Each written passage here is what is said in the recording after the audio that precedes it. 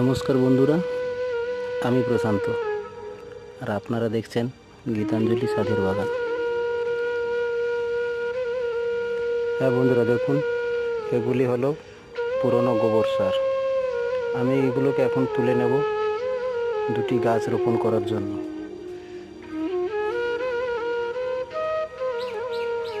কয়েক মাস ধরে রেডি করা আছে আমার গোবর সার।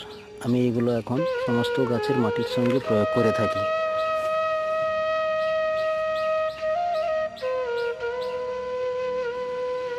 আমি এখন চলে এসেছি যেখানে গাছগুলো প্রতিস্থাপন করব, সেখানেই গোবর খাতটা দিয়ে দিলাম।